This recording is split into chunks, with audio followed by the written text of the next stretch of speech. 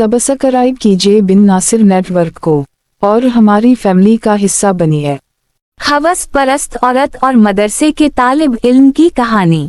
वो औरत रोज इस नौजवान को देखती, लेकिन वो बगैर उसकी तरफ देखे सर झुकाकर इसकी गली से गुजर जाता। देखने में वो किसी मदरसे का तालिब इल्म लगता था, लेकिन इतना खूबसूरत था कि वो देखते ही उसे अपना दिल दे बैठी और अब चाहती थी कि वो किसी तरह इस पर नजर इल्तिफात फरमाए। लेकिन वो अपनी मस्ती में मगन सर झुकाए जेर लब कुछ पढ़ता हुआ रोजाना एक मखसूस वक्त पर वहाँ से गुजरता और कभी आंख उठा कर भी ना देखता। इस औरत को अब जिद सी हो गई थी। वो हैरान थी कि कोई ऐसा नौजवान भी हो सकता है जो इसकी तरफ ना देखे, और उसे ऐसा सोचने का हक भी था। वो अपने इलाके की सबसे अमीर और खूबसूरत औरत थी, खूबसूरत इतनी कि जब वो बाहर निकलती तो लोग उसे बेइख्तियार देखने पर मजबूर हो जाते। उसे हैरत थी कि जिसकी खूबसूरती को देखने के लिए लोग तरसते हैं वो खुद किसी को पसंद करे और वो माइल ना हो, उसकी तरफ देखना गवारा ना करे। अपनी अना की शिकस्त और खूबसूरती की तौहीन पर वो पागल हो गई और कोई ऐसा मंसूबा सोचने लगी जिससे वो इस नौजवान को हासिल कर सके और इसका गुरूर तोड़ सके। आखिरकार शैतान ने उसे एक ऐसा तरीका समझा दिया जिसमें फंसकर वो नौजवान इसकी बात माने बना रह ही नहीं सकता था। अगले दिन जब वो नौजवान इस गली से गुजर रहा था तो एक औरत उसके करीब आई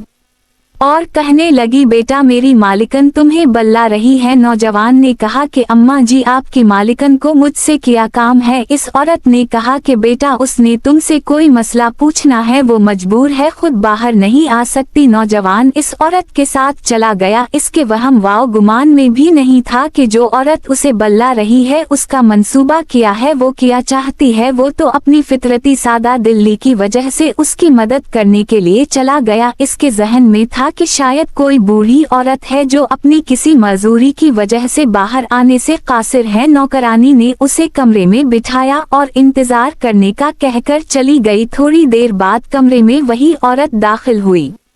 नौजवान ने बेइख्तियार अपनी नजरें झुका ली क्योंकि अंदर आने वाली औरत बहुत खूबसूरत थी। नौजवान ने पूछा, जी बीबी आपने कौन सा मसला पूछना है। औरत के चेहरे पर एक शैतानी मुस्कुराहट आ गई। उसने अपने दिल का हाल खोल कर रख दिया और कहा कि मेरी सबसे बड़ी ख्वाहिश ये है कि मैं एक दफा तुम्हें हासिल कर लूं। नौजवान ये बात सुनकर कांप गया और कहने लगा कि अल्लाह की बंदी, अल्लाह से डरो, क्यों गुनाह की तरफ माइल हो रहे हो। उसने औरत को बहुत समझाया लेकिन औरत पर तो शैतान सवार था। उसने कहा कि या मेरी ख्वाहिश पूरी करोगे या फिर मैं शोर मचाऊंगी कि तुमने जबरदस्ती मेरे घर में दाखिल होने की कोशिश की और मेरी इज्जत पर हमला किया। नौजवान ये बात सुनकर बहुत परेशान हुआ। उसे अपनी इज्जत किसी भी तरह महफूज नजर नहीं आ रही थी। इसकी बात मानता तो गुनहगार होता और ना मानता तो लोगों की नजरों में बुरा बनता। वो इलाका जहां लोग इसकी शराफत की मिसालें दिया करते थे वहां पर इस कस्म का इल्जाम लग जाए ये उसे गवारा नहीं था। वो अजीब मुसीबत में फंस गया था। दिल ही दिल में वो अपने अल्लाह की तरफ मुतवज्जह हुआ और अल्लाह से मदद चाही तो उसके जहन में एक तरकीब आ गई। उसने औरत से कहा कि ठीक है, मैं तुम्हारी ख्वाहिश पूरी करने के लिए तैयार हूँ, लेकिन पहले मुझे बीत अलखला जाने की हाजत है।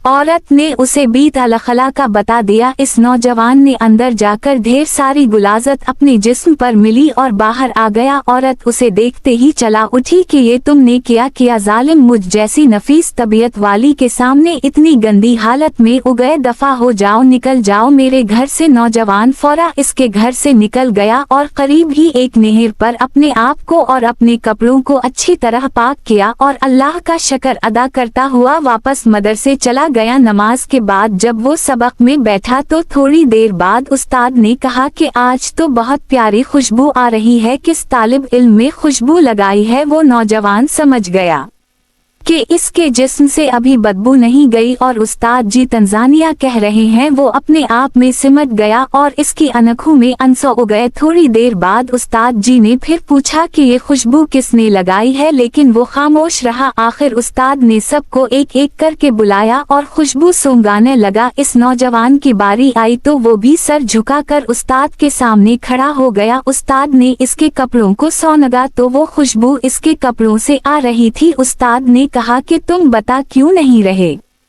थे कि ये खुशबू तुमने लगाई है। नौजवान रो पड़ा और कहने लगा कि उस्ताद जी अब और शर्मिंदा ना करें, मुझे पता है मेरे कपड़ों से बदबू आ रही है, लेकिन मैं मजबूर था। और उसने सारा वाकया उस्ताद को सुनाया। उस्ताद ने कहा कि मैं तुम्हारा मजाक नहीं उड़ा रहा था, खुदा की कसम तुम्हारे कपड़ों से वाकई ऐसी खुशबू आ रही है जो मैंने यूज। औरत रोज इस नौजवान को देखती, लेकिन कहने लगा इस नौजवान की बारी आई तो वो भी सर झुकाकर उस्ताद के सामने खड़ा हो गया। उस्ताद ने इसके कपड़ों को सौंधा तो वो खुशबू इसके कपड़ों से अलिफ रही थी। उस्ताद ने कहा कि तुम बता क्यों नहीं रहे थे कि ये खुशबू तुमने लगाई है। नौजवान रो पड़ा और कहने लगा कि उस्ताद जी अब और शर्मिंदा ना करें, मुझे पता है मेरे कपड़ों से बदबू अलिफ रही है, लेकिन मैं मजबूर था।